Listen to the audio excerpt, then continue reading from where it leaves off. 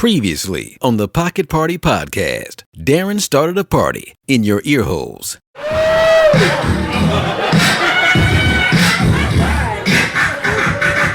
like my window like I like my encyclopedia. Thick and leather bound.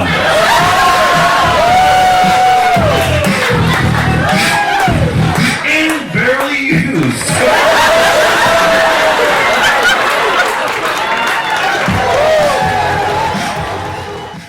Oh yeah, baby, you know what time it is. Time to get that party started all up in your ear holes. Here we go. When you had a bad day and you want those bad vibes to go away. When every day life gets harder, Darren, Carter, you need the party starter. it's the Pocket Party Podcast. With the run, Pocket Party Podcast. in your ear holes. Pocket Party Podcast. It's in your ear holes. Pocket Party Podcast. Or if your day needed a booster, then you need to talk to Red Rooster. Mr. Carter about to take you to school. And we're back, everybody. It's your host, Darren Carter, the party starter. I'm in the car. I'm on our way to a gig. I'm with another comedian, Kevin Alderman. Hello, Darren Carter. How are you? I'm good. It's so weird because we've been sitting in a car for the last 90 minutes, but now we're just saying hello to each other. I know. We've been talking for 2 hours to get here, and now we're being formal with each other. So the reason I wanted to have you on, there's a lot of reasons, and the reason I chose now to record this is we're outside of a second restaurant that we're waiting to open. Because lately I'm like, you know what? I like Thai food. It's healthy. It's lots of chicken, vegetables. It's really delicious. And the first one we went to was totally closed, even though the internet said it was open at 11 a.m. And I'm like, dang it, they're closed. So I found another one, and this one apparently doesn't open for another half hour. Right. But this one is, I think, going to be nicer because, first of all, we're right next to the beach, which is cool. But honestly, that other one, even though you said it had nice Google ratings, I looked inside the restaurant through the window, and it looked beat up inside there. So I think this is a better choice.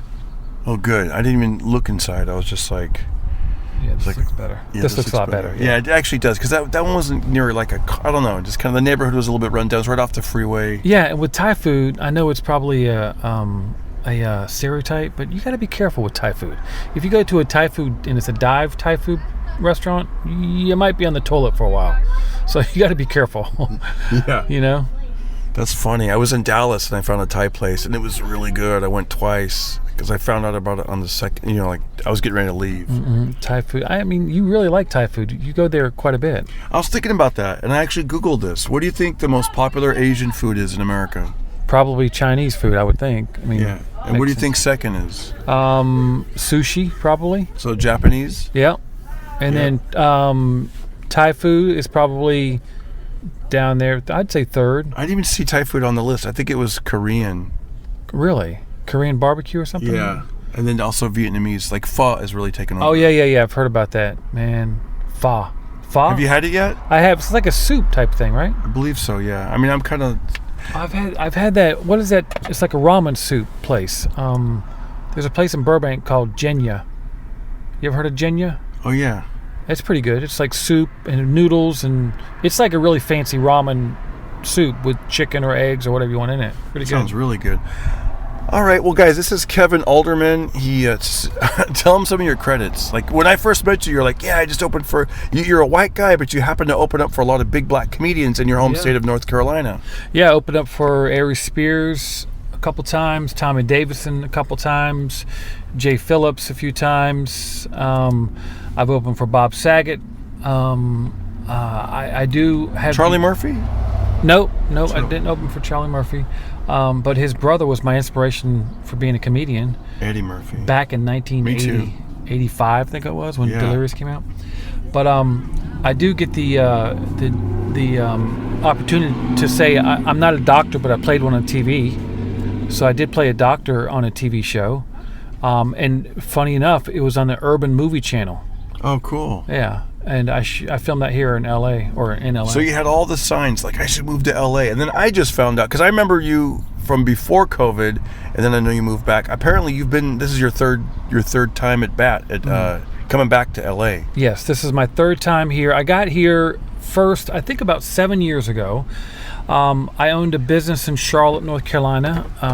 I owned a residential window cleaning company. I was essentially a peeping Tom with a squeegee. Sold that business to my ex-wife and took that money and moved out to LA, like I said, about 7 years ago. And I started another business, like a booking agency called the Comedy Cartel. And so when I moved out here, what I faced was a higher cost of living, and trying to start a business or continue to start a business out here, to continue to grow a business out here. So that money I got from the sale of my business to my ex-wife got gobbled up very, very quickly. But I worked my butt off for a year and a half. Things were going pretty well, and then I had some family issues back in Charlotte, and so I moved back, stayed for a year in Charlotte, and believe it or not, sold everything I owned again, second time, and moved back out to LA and hit the ground running again, and was doing well, was working at the store, getting to know people, moving my way up the ladder. The store is the Comedy Store. Yes, the Comedy Store, and hanging out with cool people, etc. All that stuff you're supposed to do as a comedian. And then, of course, COVID hit, and that was a very difficult decision whether I stay or leave. Because you stayed for a long time. I did. I remember you were playing tennis and just trying to... yeah. Because they kept saying 2 more weeks. 2 more weeks to flatten the curve. Yeah. And it was, what, two years later? Yeah, so I finally made the decision and left LA again, October of, I think, 2020, and moved back to Charlotte and stayed in Charlotte for 2 years. And while I was in Charlotte, things were kind of dying down from the COVID fiasco. And I'm trying to get back into comedy, but in North Carolina, there's not a lot going on as far as comedy goes. And there's one comedy club in Charlotte called the Comedy Zone. And I thought, if I'm gonna do this, man, I need to get my butt back to LA. So I moved back again for the third time. Sold everything I owned again. Dang. And moved back to LA for the third time in September of last year. And here we are. Was it September? September, yeah. September of last year. And it's, 8 months later or whatever? Wow. I want to say something because I remember when you moved back, I was like, oh, it's so cool. And then I think on the second day, because you had a roommate or something, someone you had known, I don't know how well you knew her, but you're like, dude, this is a red flag. Like, and how well did you know her? Well, I knew her before COVID. And how did you know her? Well, I met her at the Improv, and we just kind of hit it off. You know how you meet people sometimes, and it's like, man, there's an instant connection with this person. Yeah. And it wasn't anything romantic or anything like that. It was just she was just a cool chick, and she'd invite me over to her house, and she cooked me Indian food because she's Indian, and it was delicious. And so during COVID, we tried to, take care of each other in that regard, and so we stayed in touch. It was cool. And then I moved, and then I would talk to her all the time on the phone and whatever while I was in Charlotte. And then when I made the decision I was going to move back, she offered up her place. She says, I have a 2-bedroom, 2-bath in Valley Village, and you're welcome to stay here with me. And I'm like, well, shoot, that's perfect, So I said, let's do it. So again, nothing romantic or anything like that, just strictly platonic relationship with her. Yeah. But yeah, so I moved back to LA, and I moved in with her, and it wasn't 2 days. It was like literally the day I opened the door to walk into her apartment for the first time. Like, oh no. I mean, it was a train wreck. You could tell, like, you don't know people until you live with people. You don't really know them until you live with them. And when I walked into her house, it was a absolute train wreck. It was not just messy, but there was just food and trash on the floor. So when you drop something, a normal person picks it up and discards it. She would just leave it there. I literally walked on trash and food that had been lying on the floor for God knows how long to my room. Wow. And I immediately knew this might have been a mistake. And was it free to stay there? No, I had to pay her rent. Yeah, I had to pay her. So you're paying rent, and it's was she a young lady or what? She's probably she was younger than me, but I'm old, so everybody's younger than me. She was probably early 50s, late 40s, something like that, and just found out I've learned that she was an alcoholic. That's really what it was. I knew she drank before, but I didn't know how. She was like an actress also, trying to like pursue her dream or something? Well, she was a very successful actress and singer in India. She actually did very, very well for herself. And she'd gotten married and moved here to LA, and I think she was going to try to make it big here in LA. And the guy that she married turned out to be a problem, and there was some physical abuse and divorce and all that stuff. And so she never really was able to recover from any of that stuff. So I think her problem might have been, I'm not a doctor, but I played one on TV. I think she just felt like she wanted success in LA, in America so bad, at least the level that she had in India, and she was never able to attain it, and it probably sent her into a dark place, and she drank, and once you get addicted, if anybody knows what addiction's like, it's brutal. I mean, once addiction gets its claws into you, it is tough to shake it, and she never shaked it. She was. So the first red flag was trash and stuff, and then I think you told me, man, she totaled someone else's car, like she hit a parked car. Yeah. Well, there's a lot of things that was real, like I like to drink too, but I don't really drink heavily, so I drink. I bought a bottle of Jack Daniels, and Jack Daniels will last me a while. But one night I had a couple drinks. My Jack is sitting on the counter, and she had a few drinks, and then I went to my room. She went to her room. The next morning, I wake up at 7 to go get coffee. Well, on the counter is the Jack Daniels bottle, and it had gotten all the way down to like maybe just under a quarter left of the bottle. And I thought, wow, she drank all that last night. So I get up to go get coffee. She happens to be up at the same time, and she looks at the Jack Daniels and says, well, I guess I can't let this go to waste, and grabbed it and then shot the rest of the bottle at 7 o'clock in the morning. Wow. Yeah, I was like, what the hell is that? Yeah, but it was weird, though. The thing that was tripping me out was, I think you said something was going on with her memory, right? You didn't, because when she hit that car, she had no recollection of doing it, and you said she wasn't. The cops even came and didn't even test her for DUI or nothing. No, that was strange, because she calls me. Actually, she had went out to see some friends at Laurel Tavern in Studio City, and it was getting late. I thought, let me just shoot her a text and see if she's okay. So I shot her a text, hey, you okay? And then she calls me, she FaceTimes me. She says, no, I got pulled over by the cops. I'm like, oh crap. I go, do you need me to come get you? She goes, yes. And then, so I didn't have my car shipped to LA yet. So I had walked down to where she was at. She was just about half a mile away. And so I walked down there, and come to find out, she had actually wrecked her car into the back end of another parked car. Wow. And I go, what the heck happened? She's like, well, I don't know what was going on. And the story she told the police, which is to this day baffles me, that how she got out of this. But she told the police that she's from India. And in India, they drive on the opposite side of the road. And so she got confused, and she hit the car. So when I got there, her car was totaled. The car that she hit was totaled, and the police were just leaving. And so I just thought, okay, if the police are leaving, then this is a not legitimate, but an accident. Yeah, it was an honest accident. But then walking her back to the apartment, it was clear she was hammered, and I'm like, how are you not in jail? And so she told me, so I put on a thick accent, an Indian accent, and I told the cops the story, and I guess they believed it. And so on the way home, she was stumbling all the way. I'm like, wow. She just wrecked her car, totaled her car, wrecked this other car, but did not go to jail, which was shocking to me. Wow. So now that's like September, October. That was October-ish, I think. Yeah, October. October. Like, man, I know at that time you were like, every week, I got to get out of here. I got to figure something out. I knew right away. And so, but then you guys got along. You go to parties. Oh, she was great. When she was sober, she was really nice. Tell us about Thanksgiving. I want to know about Thanksgiving. Thanksgiving was an interesting time for me. So it's now.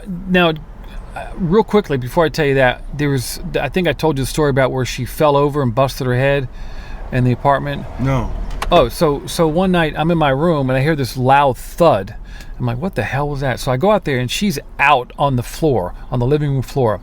And I don't know what happened to her, but she wouldn't respond to me. I was like, hey, Xenia, wake up. She wouldn't respond. Whoa. And I'm like, oh my God. So I thought, I'm going to call 911. So I went to grab my phone, and I heard someone's voice go, hello. So she was apparently talking to someone on her cell phone. And I go, hey, hello. And she goes, who's this? I go, this is Kevin. I'm Xenia's roommate. She just fell over and she's not responding. She's not waking up. She goes, oh, she's probably just drunk. I'm like, oh, crap. So a few minutes later, she kind of comes to. And I go, Xenia, what in the world happened? She goes, I fell over. And so I put her in her bed. I go, okay, stay in your bed. So I go back to my room. Literally 15 minutes later, another big thud. And I'm like, what the hell? I walk out and she's fallen over again. And so I get her back in her bed and I say, don't get out of your bed.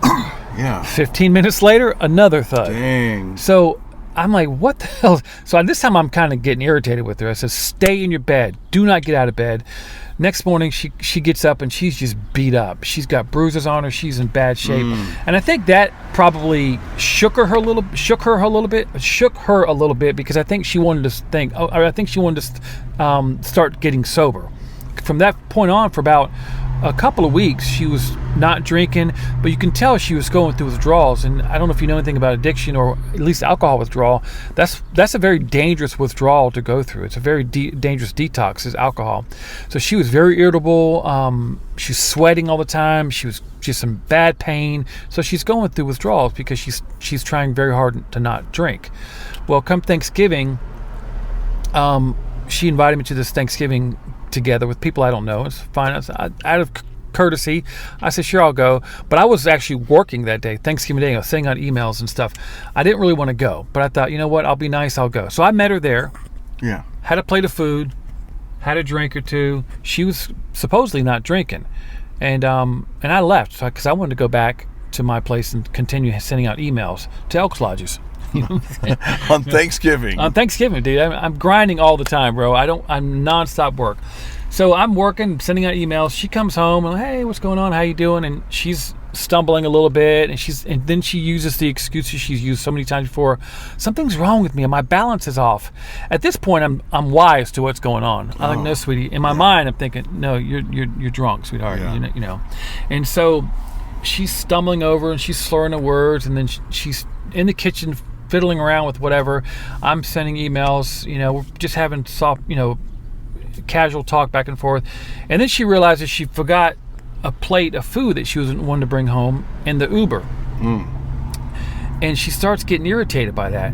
And then for whatever reason, she starts blaming me for it. And she blamed me because it was the kind of music I listened to. I was listening to Phil Collins earlier that day.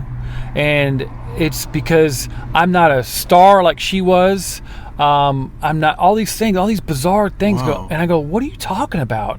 And she starts getting irritated, like really upset with me. And she truly thought that it was my fault that she forgot her food. But she just went off of me. And I said, okay, something's not right here. So I thought, you know what? I'm going to just go to my room and, you deal with what you're dealing with, right? Well, I'm starting to think in my room, like, okay, this is getting really wacko. Then she sends me a text and says, I don't feel safe with you in my house. I need you to leave. I'm going to go, oh, crap. Things just took a really sharp turn. And I thought, okay, I'm smart enough to know that if some, I hate to say the word, but some crazy woman starts pulling that game on you, I feel like a setup's coming. Yeah. And when she says, I don't feel safe, are you thinking, okay, she wants me to go for a walk, or you're thinking, go away for a couple hours or well, maybe, yeah. When she said, I want you out of my house now, I took that as when she said, I don't feel safe, I want you out of my house now, I didn't take that as go calm down and come back later, because there was no arguing earlier. It was just her berating me for no apparent reason. And so I go, in my head I'm thinking, okay, this could be bad. So I thought, I better start just to cover my butt, I better start packing my stuff, because this could go south. And so I start packing my stuff, and she's like, I want you out of my house now. And I said to myself, okay, she's going crazy. It's getting more intense. It's getting more intense. Yeah. I better call the cops. The text messages are they're coming in now. Yeah. She's using all caps. She's using all caps on the text messages. She's saying, I've got a friend coming over. He's going to come over and kick you out. Wow. He's an ex-Marine, and he'll come over and beat the crap out of you, and he's going to kick you out in the streets. And is she saying this, or it's all through text? Texting this stuff to me. And so I go, I'm packing my stuff, and I'm calling the cops. And I told her, okay, I'm going to call the police. She goes, do it. And so I call the police, and as I'm packing my stuff, this dude shows up. You hear boom, boom, boom. Yeah, he hits the door. Like, And you thought boom, it was boom, the boom. cops. I thought it was the cops at first. She opens the door. He comes storming in. Now, he's her friend, so he's thinking the worst because who knows what she told him. Yeah. But he's thinking he's going to come over there and protect and save his friend from this guy in her apartment. Yeah. So he comes in, and he's a big dude. He's like 6'4". He's just cock diesel, just huge dude. I'm like, oh, great. What's going on with you, man? And he comes in, and he's like, what's going on here? I go, I don't know, man, but Xenia is tripping. I'm getting my stuff and I'm getting out of here. And he's like, well, she said this. I go, nope, then none of that's true. And whatever you guys want to talk about, do that. Do your thing. I don't care, but I'm packing my stuff. So I start packing my stuff, and he's talking to her, trying to get the story. And as he's watching me pack and he's talking to her, he's starting to notice, like, oh, yeah, something's wrong here. Yeah. Because she's not making any sense. Yeah. She's making, and that's called wet brain. If you know anything about alcoholism, people who are alcoholics, they get wet brain, and they just, all these thoughts get all mixed in together, and they don't make any sense. So he's starting to see that. He even says at one point, he goes, Xenia, now why are you mad at this guy again? And she just says he's not a dreamer, or whatever she said, some weird thing. And so he's like, I'm starting to like this guy. And so he starts helping me pack my stuff. And then finally the cops show up, and they say to me, so what's going on? I go, I don't know, man. I think something's wrong with her. Like, She's got wet brain. She's got wet brain. I go, something's really wrong with her, because if you talk to her, you can't have a conversation with her. Yeah. So they go to talk to her, or at least try to talk to her, and they can't do it because she's out of her head and she's drunk. And he's like, ma'am, I see you're clearly intoxicated. I'm just trying to have a conversation so I can piece this together. And she just starts yelling at him and just saying all kinds of bizarre stuff. And he goes, okay, all right, whatever. He comes back to me, he goes, what are you going to do? I go, I'm leaving, dude. He goes, well, you don't have to leave legally. You can stay here because you've been paying rent. So you can stay. I go, there's no way in hell I'm staying here. No. I mean, God knows what she would do in the And middle didn't of that the night. Marine guy, he like offered you a little bit of money to, Yes, yeah, and then he goes, yeah. Yeah, but before I tell you that, so the police, so I get all my stuff packed into the car, and as we're leaving, the Marine guy, his name's Steve, and the police, we all leave together. And in the elevator, the police said, you had your choice to stay or leave, because honestly, leaving was the best choice, because we've seen this situation where the female, for whatever reason, complains or even files a report and fabricates a report. We have to take you to jail. Damn. Even if it's not true. We just have to do that. I'm like, yeah, I'm leaving for that reason as well. So as I'm getting to go to my car, Steve, who turns out to be the coolest guy in the world, gave me $300 because he's like, man, I'm so sorry. It's Thanksgiving night. It's like 11:30 at night. I literally don't have anywhere to go. I have no one to go call Thanksgiving night. I'm not going to call anybody and put them out. So I'd call you, in fact, and ask you, do you know a good motel in Burbank? And you told me a place in Burbank. So I went to the Burbank Hotel or I don't know what it was called. The motel, I don't know what it was. It was like, I forgot the name of it. But Travel Lodge or something? Travel Lodge or something. So I go there Motel, and try to figure shit out. But Steve, who... Luckily they had a room there. Because a lot of rooms can be very expensive, like I know. in LA. Yeah, I got lucky. But Steve said, here's $300, dude. He said, I wish I could help you more. But here's my number. When everything gets figured out, just call me. We'll go get a drink. And after a while, I texted him. He was texting me, making sure I'm okay. And we went and got a couple drinks one time. And he goes, man, I'm so sorry. We've had a couple drinks a few times. And he's like the coolest guy in the world. And he goes, man, I feel bad for you. He goes, just so you know, I think when she sobered up, she realized what happened. And she feels really bad about it. But at that point, I'd blocked her and everything because I didn't want to deal with it. And I've dealt with people who are alcoholics. And you really can't. There's nothing I could do or anyone else can do to save someone who's an alcoholic other than just pray for him, I guess. That's a wild feeling, man, to be like, I'm going to LA, and then right away you're like, uh-oh, and then cut to Thanksgiving night. Yeah. 2 months later, I'm essentially homeless. You're like, okay. And it was funny, too, because I know the Laugh Factory on Thanksgiving morning, they like to feed the homeless. And I was going to go do that and feed the homeless that night. Oh, yeah. Like, shit, I'm actually one of those people. I'm on the opposite end of that thing. So. Yeah, you start out on one side of the table serving, and then you're like, let me walk around over here now. It's not that I'm here. I actually found out I don't have a place to go tonight. It was crazy, man. That's so, wild. so I come back third time to come back to L.A., and hopefully third time's still a charm because I'm still here. But So you stayed in the hotel, and you're like hunting around. You finally landed somewhere. You moved in and you got a roommate. And yeah, I got a friend of mine who I met through tennis, in fact. That's good. And just by playing tennis. By playing tennis out in Burbank. And she told me, because she'd heard I came back, and she had the 2-bedroom, and her daughter lived in the other room, and her daughter would move back to Florida. And she says, hey, if you need a place to stay, I got a extra room. At that time, I had already gotten a place with Xenia. So I said, oh, thanks so much. I appreciate it, but I'm already at a place. So when all this happened, I texted her and I said, hey, do you still have that room available? And she's like, yes, I do. So that worked out well. So I'm there now with her, and it's a much different situation because this woman, she's quiet. We don't really see each other at all, really. She's got her room, I got my room, and I'm still here trying to get my poop in a group, as they say. And it's interesting. I was thinking this today. It's interesting how relocating, when you decide to relocate, like I did 3 times, in Charlotte, I'm thinking, okay, I'll just move back to LA. I got a place to stay. I'll bounce back. I'll get back on my feet in no time. It's a lot more difficult than you realize when you're relocating all across the United States, especially when the cost of living out here is so high. And you're used to a certain cost of living in another part of the country, like Charlotte, and you come out here and everything's like almost double. Like I had a 2-bedroom, 2-bath condo in Charlotte for $1,000. And in LA, you don't. Yeah, our buddy, he's doing a comedy show in Ohio, and he's like, I'm charging $5. I'm like, damn, it's so cheap, because here it's nothing for like comedy shows to be like $25. Yeah, it's $35 or $50 or It's so expensive to live out here, and so it's interesting how much longer it seems to take when you move out to a place like LA. You told me you got some news about your former roommate Xenia. Oh yes, so it was probably just a few weeks ago, I think it was.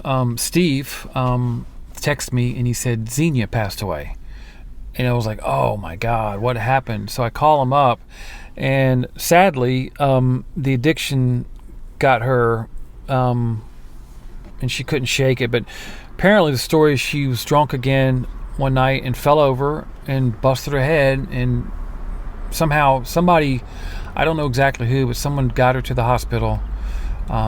She was in the emergency room, and her brain apparently was bleeding. She was hemorrhaging blood in her brain. Doctors couldn't stop it, and she passed, unfortunately. Dang. Yeah, it was very sad, man. Very, very sad. It's very sad.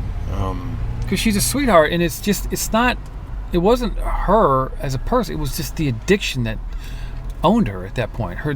The addiction, the alcoholism, just changed who she is when she's drunk. When she's sober, she's sweet as pie.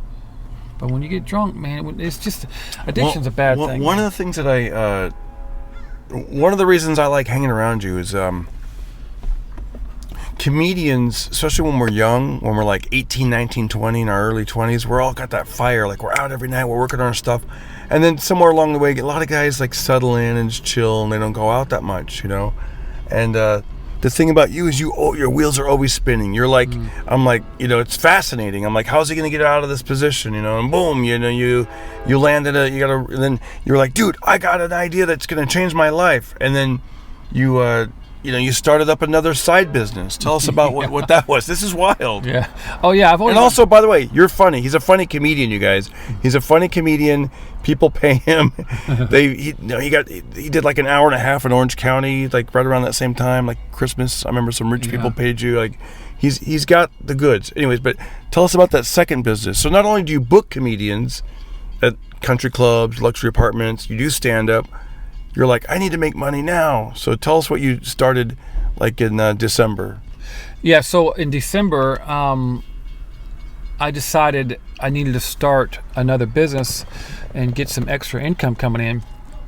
And I think I said in the beginning of this interview, about the window cleaning company. Did I tell you about that? Yeah, back in North Carolina. Yeah. So I started a window cleaning business in 1992 and built it up, became successful. That was the business I sold to my ex-wife.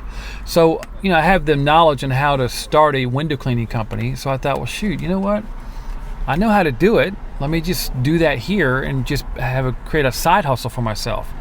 And so just to test the waters, I put on the Nextdoor app a little post that, hey, if anybody needs their windows cleaned, I know a guy. And the Nextdoor app just blew up. People went crazy over it. And this was in December. Actually, I think it was, it was December. Yeah, 1st of December. And I thought, well, that's probably a good indicator that LA, there's a market in LA for window cleaning. So I thought, well, heck. So I went out and got a truck and you went down, you leased a truck, a nice pretty truck. The first one was bad. Remember you returned that truck back? Yeah, that one didn't work out. I traded my car in for the truck, and I got a Colorado, and that just didn't work out. I don't remember exactly why, but I think you said like the GPS kept making. There's some issues with the truck, and I thought, no, I'm not going to do that. Yeah.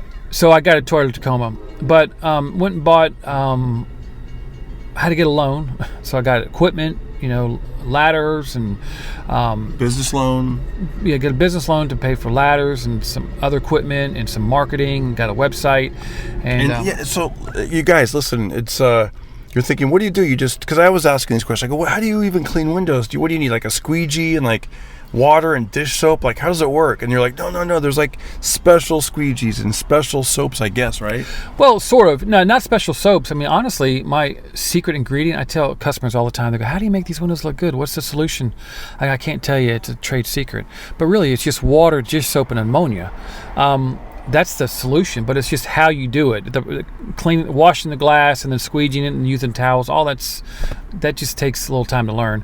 It's a really simple business to start, honestly. There's a cost involved because you need ladders, you need strip washers and squeegees. But didn't your wife like send you some special squeegees or something like that? No, I bought those on. There was something that was special though, I remember. Well, you can go to Lowe's and buy the cheap stuff, but I don't. I like to use the high quality stuff. So that's what it was. It was something special. Yeah, because I just buy. Yeah, she sent me a link to where she buys her equipment from now. So I just bought my equipment from there. So the loan took care of the business startup cost. Business cards and, like I said, the website and the logo design and all this other stuff. And that was kind of cool seeing you get like you started getting jobs and then you're like, I need to advertise. So then you got like magnets and started putting them on your truck with the signs that say. Yeah. It's what's I don't know if this is funny or sad. I can't tell which one. But so I start this business with great vigor and hope, right? Hey guys, do me a favor, subscribe to this podcast. I know you're listening, but hit subscribe. That way when a new episode comes out, it'll be there waiting for you. All right? And if you want to give us a little donation, DarrenCarter.com, hit that PayPal button. Or if you're into Venmo, it's at Darren Carter Comic on Venmo. I'm also on the Cash App, $, Darren Carter Comic. But the best thing you can do is subscribe. That way the new episode will be waiting for you. And thanks again for checking us out and starting that party. So let's do it right now. Let's start that party in your ear holes. Yeah. And things are going well. I hit the ground running for about a week. And then we had 4 weeks of rain. We had the worst effing winter, apparently, that LA has seen in 40 years. And so now I'm like, all this money invested, and the phone just doesn't ring anymore. And people are like, well, it's raining or it's cloudy, and it rained a lot. And of course, nobody wants their windows cleaned when it's rain or a threat of rain. They get paranoid. So business just dropped, like the bottom fell out of it. So now I'm stuck with all these expenses. I'm like, what the heck is going on here? And so in the booking agency, I tried some things with that as far as hiring some agents and made a couple maneuvers. I turned left when I should have turned right. I bobbed when I should have weaved, that type of thing. Yeah. And so so the comedy business was taking a big hit. The window cleaning did a big hit. The window cleaning business. Tell them about the ladder. This is... Which part? Which one? There was a guy who was going to pay you a lot of money to do a 3-story building, but your ladder only went up to 2 stories. Yes. So then you had to go to Home Depot and rent a third ladder, right? A longer ladder. Yep, I did that. Well, I can't remember exactly what the story was. So, but yeah, I had to go to Home Depot. I think one story. I told It was something. What was it about? Did I hurt myself? No, you were trying to buy a ladder and then or rent a ladder, and then somehow the paperwork wouldn't let you. Oh no. Yeah, that's when I found out my North Carolina driver's license has expired. So Home Depot wouldn't rent me a ladder because my license was expired, and so. Gosh, it's one thing after another. Oh, it's one thing after another, bro. And so I had to get these windows clean, and so I had to take the ladder that was shorter than I needed to be, and I was using a pole to get to them. I had to lean out the window to get to the outside, which is ridiculous. Very dangerous. Yeah, I mean, I put myself in ridiculous situations. It's like a Charlie Chaplin movie, but there it's like. It's movie magic. Oh, this is real life. The one I smashed my finger. The ladder I did buy. It's a gorilla ladder. It kind of folds on itself, so I can put it in the back of my truck bed. And so I was at a job a few weeks ago, and as I'm closing the ladder, I didn't move my pinky out of the way, and the ladder slammed and busted my pinky, split it wide open, and just blood is everywhere, and customers freaking out. I got a busted finger. It's all messed up. It's crazy, but it's funny because going back to what you said before, as far as being an older dude, but I got this vigor and this drive and this whatever. That's what I don't know where that's come from, but I've always been like that since I was a kid, and I've always had drive and ambition, and I've always wanted to achieve something great, and that's what keeps me going through all this bullshit that I deal with. And everyone deals with bullshit. Everyone's got something that they're dealing with that sucks, and some people have it worse than me. But because I have such a desire to succeed at what I'm trying to accomplish out here in LA, it keeps me going. Yeah, sometimes I get kicked in the nuts, but you just take the hit and you just keep on going. And what else am I going to do? Just stop and just let life just happened to me, and who knows? I mean, no, yeah. I got to keep pushing. I got to keep driving. So that's what keeps me going. And it's funny because I was thinking this the other day. I'm on top of a ladder. I'm overreaching. I'm putting myself in a precarious position, and I don't even want to be on the ladder. Honestly, I don't really want to clean windows. I just do it for the money. But I'm like, all this stuff that I'm doing, all this crap I'm going through, is because I have a dream to finally make it as a comedian. So, yeah. I want to be able to get booked on the national level as a headliner. I want to be able to have a huge following on social media. Yeah. And that's what I'm doing. But you're trying that too. You're filming stuff. You have an account for your windows. You have an account for your comedy. It's pretty cool. Yeah. I literally wake up at 6:30 in the morning and I work all day and all night long. You know what's something I never knew? Like, if someone said clean my windows, I thought, I would just think, it's like, like $50 for, but I didn't realize you count each window. Like how count those windows that you see. So those would be called casement windows. They slide. So you got 2 sets of casement. So it's I charge $5 a casement and then $4 for the screen. So you're looking at 5, 10, 15, 20 plus the 2 screens is $28 right there for inside and out. All right. Same thing with those over here. Now this is a commercial building, but that's gonna be a little bit different. So the residential communities, they pay more for window cleaning. Now, commercial, they're more budget conscious, and there's nothing in the way. Like on a homeowner's house or a house, you got trees are in the way, bushes, you got ladders to climb. This is a lot easier. This is taking me half the time on a business like this because there's nothing in the way, nothing impeding my work. I can knock this out relatively quickly. That would be a really ezy window job, right? It seems like. Even I could probably do that, right? Well, you could do it. Would you do it well? No. Right. Unless I taught you. I wouldn't. Yeah, the screen part would throw me off. I'd be like, just forget the screens. I'll clean your windows, but I'll leave those screens on. No, you can't. You got to take the screen off. Dang it! You have to take the screen off, and I take the screens off, and then it gets weird when you look at I remember one time we were at Porto's in Burbank, and I go, what about that skylight? And you're like. Yeah, that one was too ridiculous. First of all, that skylight was so high, no one even notices even up there. But the only way to get to the inside of that skylight is you have to have a scissor lift, which is ridiculous. And I don't even think they have the capabilities of opening up any of the doors big enough to bring a scissor lift in. So that skylight on the inside has probably never been done. The outside, all you gotta do is get on the roof, and you can do the outside. But again, it's so high up that no one even notices it's even up there. So they don't care if it's cleaned or not. And I guess the key is if you do a business, then you can like, hey, the one next door, hey, I'm doing Gun World. How about I do this jewelry store here? And Right. Yeah. And also with businesses too, they get a break on the price because usually, especially a restaurant like this, they want the windows cleaned on the regular.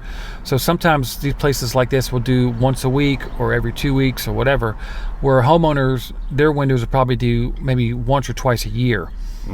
So that's another reason why commercial storefronts, places like that, usually get windows done cheaper than you would at a house. You told me another story on the phone. There was about 3 weeks ago, a month ago, you were hitting a dark period, like you said, the rain, that the jobs weren't coming in. Now you're seeing light at the end of the tunnel, but there was a time, and you're getting a little bit behind on this bill and that bill and this payment, and yeah, it's very costly to run a business, and what a lot of people may not know if they've never owned a business. When you own a business, you're literally responsible for everything. Like when you have a job, you don't have to worry about the lights getting turned on, the doors getting open, this getting taken care of, bills getting paid, employees getting paid, or whatever. When you work for someone, you just show up and do your job and go home, which is cool, whatever. But when you own your own business, you literally have to take care of everything, and that becomes very overwhelming. And it's fine. That's one of the great things about owning a business. It was when the business does become successful, you do get to reap the benefits of your hard work and your sacrifice that you put in the beginning. But any business that starts off, it's if the phone's not ringing, you're going to struggle. And that's the trickiest part to any business. I don't care how good your business might be. If the phone doesn't ring, you've got no business. You just have an idea. So the phone's got to ring. When that comes from advertising and marketing and doing a good job and hopefully getting word of mouth. And it's a daunting. Yeah, like how successful was your business in North Carolina? Did you have like trucks and people working for you, or was it just you by yourself? Or? No, in the beginning, I started it out of a Toyota Corolla, and I was doing storefronts, and I had a bucket and a squeegee and a pole in my trunk of my car, and I just went to every single business in Charlotte and started building up my business that way, and built a route up, a commercial route. And I ran the commercial route for a few years, and then built it up pretty good, and then sold that to someone who wanted to do it. And I wanted to go strictly residential, so I sold the commercial route and I started going to residential. But even when going into residential, and at that point I had a few years under my belt, the residential market didn't know who I was. So it took an ungodly amount of effort to get the word out. Going door to door. I remember when I was in Charlotte, I was in the middle of wintertime when it was snowing on me. I was knocking on people's doors, handing out business cards saying, I can do your windows. And it's people don't realize how monumental the effort has to be for you to get your business going. And if you don't have an advertising budget, I mean, it's even more difficult, because you got to just push. And thank God there's social media, but even now with social media, it's so oversaturated. There's so many people on social media that sometimes you get lost in all that chaos. But that's the thing. So when if the phone's not ringing, but you still have business expenses, you still have to make that truck payment, you still have to make those other payments, and the phone's not ringing, it becomes very difficult, and you're pushing, and the weather's not cooperating with you, whatever. Yeah, it becomes. Because I think you said you had like an employee or a couple that were working for you for window cleaning, or for windows.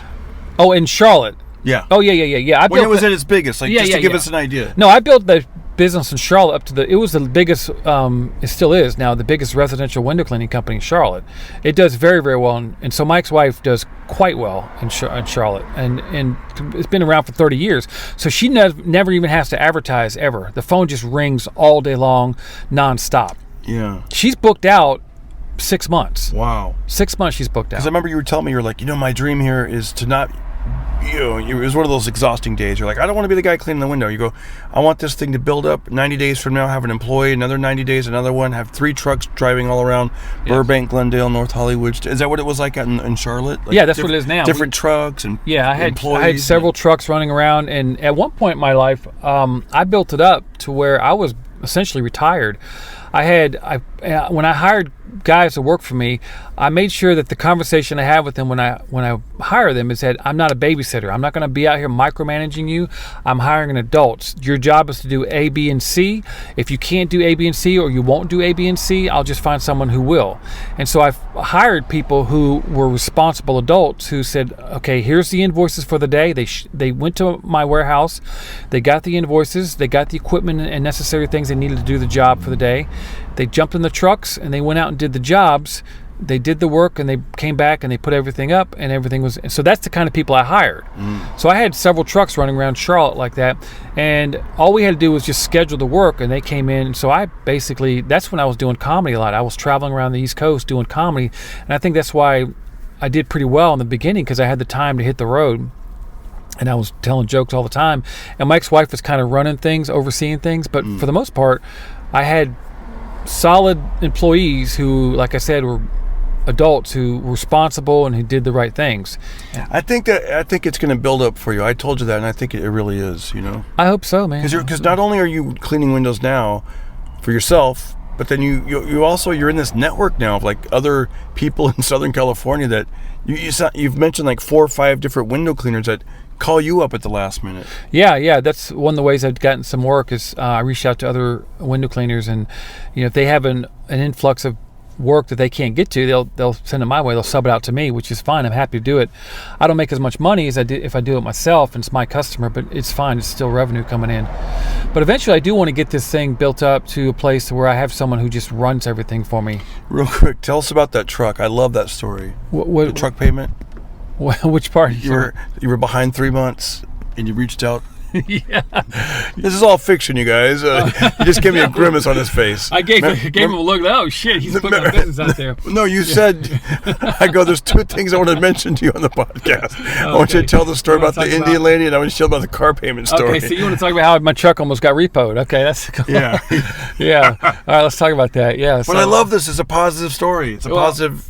I guess it is. So I got my truck through CarMax, and CarMax auto financed it.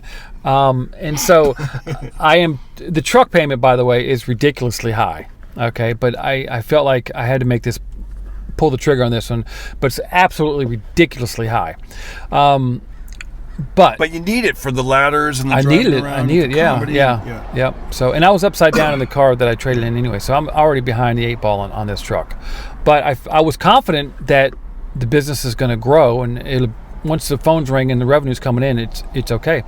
But like we talked about, revenue didn't come in, and the winter time was brutal. So yeah, I got behind in this truck, and so I call CarMax, and I want to make a payment on the truck. And so the lady asked, as they always do, what's the reason for you being behind? I go, well, I started my own business and the weather and the winter, blah, blah, blah. And she says, well, I pray that God will send you, or she said the Lord, I pray that the Lord will send you business your way and help you be able to get caught up and have a successful business. I go, yeah, I wish you would. That'd be great. And I was just kind of being polite because of what she said. You're like, I wish I would have more customers. Yeah, and she's like, well, you know what? If 2 or more think the same as shall be, and she was quoting scripture. She's like, iron sharpens iron. Iron sharpens iron, so let's do this together. You can't wish it, you have to ask says God directly. You can't just think about wanting more customers. You have to ask God. And then she starts praying right there on the phone. Dear Lord, please send this man customers and help his business grow. He is your child. He's a child of you, and I pray in Jesus' name that you send this man customers and all this stuff. I'm like, holy crap! This woman is actually praying for me on the phone from CarMax. And I thought that was the strangest thing in the world, and I think you mentioned this too when I told you the story initially. I think it's a happy thing, though. It's a happy thing. Strange is more, but it's a miracle. What's strange the reason I say strange is because, I'm assuming like most huge companies, CarMax being one of them, they record the conversations. They always say that this conversation might be recorded for training purposes, whatever. So I guess she just said, I don't care if they have a problem with this or not, but I'm praying for this customer on a recorded line. And I thought that was what the strange part was. This woman is praying for me. And I don't know if they're going to get in trouble for it or whatever, because you know how things are nowadays. But I was like, wow, that woman just prayed for me on a recorded line from CarMax Auto Finance, which I thought was interesting. So it was cool. So that was very nice of you. I appreciate that. So we'll see. We'll see how it goes. I love it because there's some humanity there, Oh, yeah. You're not just a number where they're like, you owe us money. And I mean, there's like let's pray together, Yeah, no, it was very nice. That's really nice. I thought it was very pleasant and very nice of her. But yeah, I mean, I think a lot of people, I mean, that's the thing. I'm not out here trying to take advantage of the system. I mean, I'm trying to, just like anybody else, trying to make some things happen. We live in the United States of America. Apparently, it's the greatest country in the world. And you should be able to get out there and chase your dreams. And sometimes you face some hiccups. Or, like I said before, sometimes you make a left and you should have taken a right. And you find yourself in a situation you don't really want to be in. And you just try to get out of it. And I think most people are probably sincere, honest people. They're trying to figure out a way to make it. And for someone like that at a huge company to recognize that was kind of cool. It was really cool. Kevin, are you going to keep doing stuff on the Man on the Street? Yes, I am. You guys check out his Instagram. Yeah, the Kevin Alderman, THE, Kevin Alderman. And a comedian made a joke about me spelling the word THE.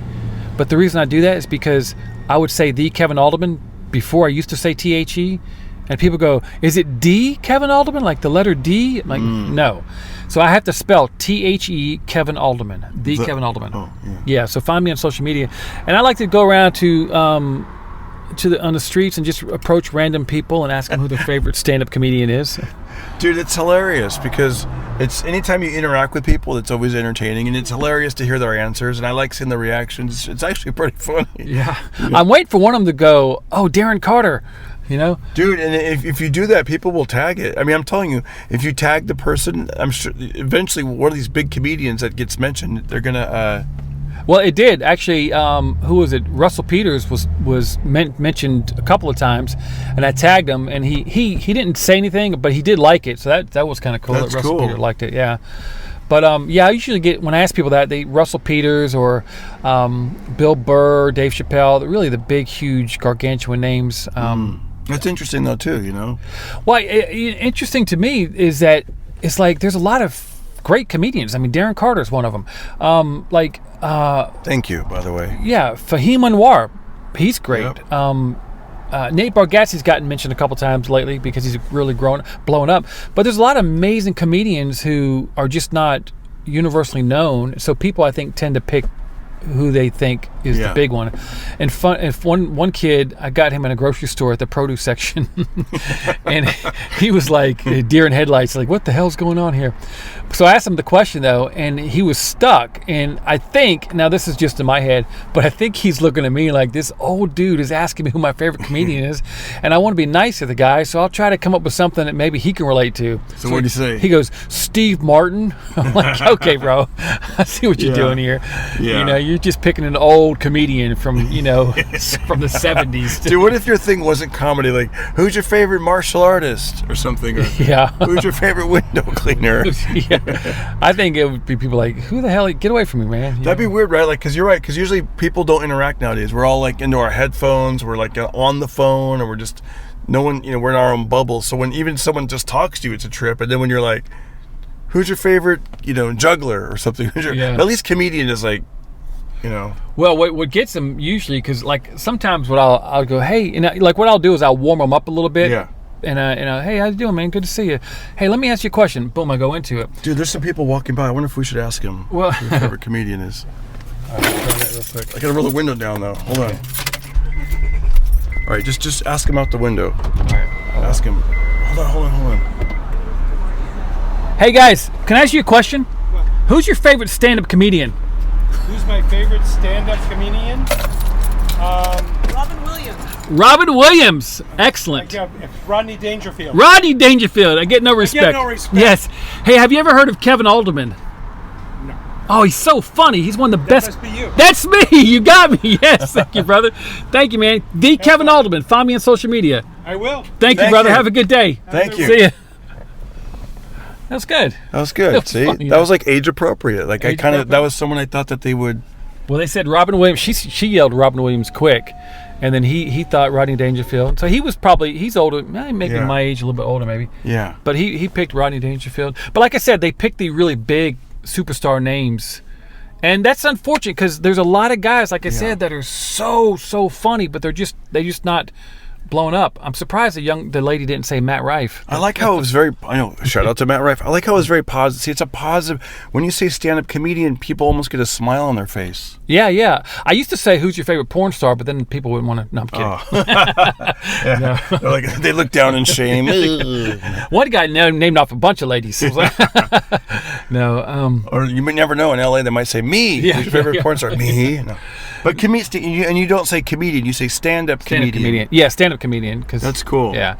I shout out to Jay Phillips, but he taught me a lesson one time. I was opening up for him, and he described it so well to me. And I thought it was so interesting. So I changed it ever since I had this conversation with him, because he said, I don't want to be considered a comic. A comic is somebody who can get on stage and entertain people, but when the audience leaves, no one knows who they are. They don't remember anything about them, anything like that. And there's nothing wrong with that, by the way. It's just great. He goes, but I want to be a comedian. I want to be able to get on stage and make people laugh for an hour, but when people leave, they feel like they had a connection with me. So I always say stand-up comedian. And that's just a differentiation, if that's the right. Differentiation, is that a right word? Differentiate. Anyways, yeah, between the two. So I always say stand-up comedian. That's just been my thing since 10 years ago or whatever it was, however long ago it was. But yeah, so that was fun. I like to do that. It's fun. People seem to like it. I will say that people, when I hold the camera to my face and ask them that question, everything goes well. But once I turn the camera to their face, all of a sudden that's when they go, oh, what's going on here? Yeah. One guy goes, oh, are we on live? And he went up to the camera and looked at it and go, no, I'm recording you. He goes, oh. And so it's funny how people react to that a little bit. And then they get a little nervous. That's cool. But yeah, it's fun. By the way, I'm very grateful and thankful that on Instagram, my videos have been taken off and people have discovered my stand-up videos and they're sharing them all around the world. And I'm probably going to hit 30,000 followers today. It's I'm 10 away, and it's grown by almost 100 since this car ride began. Yeah, we actually got coffee earlier, and what did we say it was? How many away? It was like 105. 105 away, and now you're only 10 away from 30,000. Yeah, and it's just it's cool. I keep like you said, putting ourselves out there, like on the internet, like through podcasting, through videos, through stand up. It's like people can discover us. Yeah, that's the I guess it's a double-edged sword. I'm guessing. I don't know if that's the right description, but when it comes to success, if you've got content that people connect with and you understand the algorithms, you can actually grow. Everyone knows this. It's not something that people don't know, but you can grow a following, and to the point to where if your following is big enough and you can parlay those followers into ticket buyers, then comedy clubs will obviously book you because of that. The other part of it is learning how to get to that point to where you have good quality content. Have you edited it properly? Are you posting it at the right time? All that stuff. All during the pandemic, it was interesting because you were doing a daily video every day, doing these crazy characters and different camera angles. Dude, it's so funny because this was like during the pandemic. I had all this time like everyone else. I got up every single morning, not knowing what I was going to write about, and I had 4 characters. It was myself playing the straight guy, Casanova Craig, who was the ladies' man, Brian the Brooder was the dark, depressed guy, and then Gary the Guido, who was the Italian guy who wasn't Italian. And I would create these scenarios, and I would get up in the morning and I would sit at my desk and go, okay, what am I going to write about today? And I would write lines for all 4 of these characters. I would film all 4 of these characters. I would edit all 4 of these characters, on the whole thing, and then I would post it. I would create thumbnails. I did all this work. It took most of the day to do just one video, and I committed to doing it every single day for 80 days straight. Actually, I committed to do it for, I forgot how many days, but on the 80th day, I got COVID, or I think I got something. I got so sick, I couldn't even get out of bed. But 80 days straight. And when I look at the videos, I still laugh at them. But for some reason, nobody cared about those videos. The views were dismal views. And I don't know why. And then when I got when I got over the cold or whatever it was I was dealing with, I thought, okay, let me take a break and regroup on another strategy. So then I started doing these walk and talk videos because I was starting to walk. And what's that? Do you just go for like a walk? I just go for a walk and videotape myself. And I always feel like, and I came to the conclusion, or the realization, I should say, where human beings, for whatever reason, seem to really love stories. It's from the beginning of time, humans always love stories, right? And I figured, maybe I'll just tell stories of my life and things that happened to me. And hopefully if it's an interesting delivery, entertaining, educational, informative, whatever, people might respond to them. So I just started going for walks because I was exercising and, going for a walk. And I would tell stories. And I would tell these stories about my childhood or something that happened to me at the grocery store or whatever it was. And for whatever reason, people liked those better than the hard effort into creating some characters and writing and editing. And I would just go for a walk and tell my stories, and it would be a minute-long video, and I was getting thousands and thousands of views off of the walk and talks. Wow.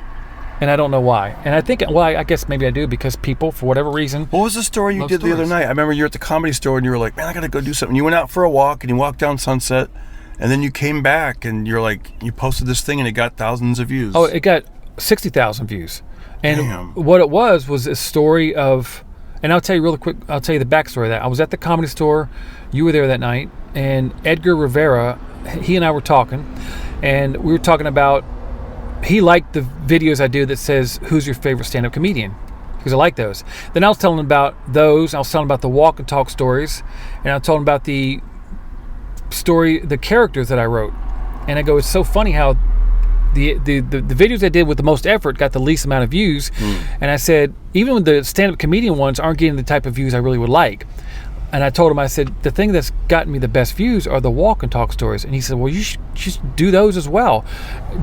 Go back to doing those, or at least mix them in. I said, that's a good idea. So that very moment, I walked out to Sunset Boulevard and started thinking, okay, what story can I tell while I'm walking down the street? And as I'm doing it, I'm walking by a parking lot that this particular story happened to take place. And it was a story about, I was in that parking lot waiting for a space. I was next in line, and another dude pulled in, and he was after me. Well, so finally someone left a spot, so I was going to take that spot because I was next in line. Well, this dude decides to cut in front of me and take the spot. Well, naturally, I'm pissed off. And so I'm like, what the hell, bro? And I roll my window down, and I go, what the hell, man? He gets out of the car, and he's just really in shape, dude. And he starts saying to me, what the problem, man? What the problem? Like in a Russian accent. And I can't do Russian accents. I can't do any accents. But he's talking to me like that. And he had a cauliflower ear. And he's in great shape. I'm like, maybe this might be a time to let this one go, Kevin. Because when you see a cauliflower ear, this dude's taking some hits, right? Yeah. And he's got a Russian accent. I'm like, this dude could probably break me in half. I go, man, hey, listen, man. So what'd you say? I said, hey, listen. Happy birthday, or whatever. I don't know what I said. It was like, hey, you take the spot. No big deal, man. It's all good, brother. All love, man. Playing it off like that. All love. Would you like to take us to my show? Yeah. Here's some money, whatever. Just don't kick my ass, man. I'll clean your windows. I'll clean your windows, yeah. First one's on the house. But so that was the story I told, and sure enough, it got like 60,000 views, and I put it on YouTube and everything, and people are commenting, you should have done this, or yeah, that was a smart move, or whatever. People are whatever. And the funny thing is, it's like that video took me just a couple of minutes to tell the story on my phone, and I walked and talked and did it. Where the content that was the created, wigs, the costumes, the backgrounds, the green screens, hours and hours every single day, got nothing. Yeah, well, dude, I'm hungry for some Thai food. Yeah, Let's man. go get something to eat. Let's do it, bro. Let's All do right, it. you guys, go check him out. Darren Carter, the party starter. Thanks for spending part of your day with us, and thanks again. Anything you want to say to the good people out there? Hey, thanks for listening to my babble. I know I talked a lot. Darren, thank you for letting me do that and have me on. It's literally, honestly, bro, I love being part of your podcast. It's really good. I love to see your growth. I'm really proud of you. I'm talking about, I think I painted myself as someone who works hard, and I'm I'm proud to say that I do work hard. But dude, out of all the comedians, you're one of the hardest working comedians I know. And it's not just on stage, but it's all the social media content. You work really, really hard. So any success that you have, you deserve it, because you've been doing this a long time. You're very funny, you're very talented, and you work your ass off. You don't take this for granted. So hopefully you have continued success. And I did tell you, though, by the way, if you didn't have 30,000 followers on Instagram by Tuesday, to lose my number. So today's Wednesday, bro. Today's Wednesday. Well, I'm trying. Hopefully the thing keeps going up and up and up, Yeah, I guarantee you'll have 30,000 before the day's over. Okay. So guaranteed. All right, buddy. You got it. Thank you. all right, man. All right. Thanks, you guys. Bye. Everybody listen to Darren Carter. We all know he's the party starter. So if you want to listen to a podcast for free, then listen to the Pocket Party.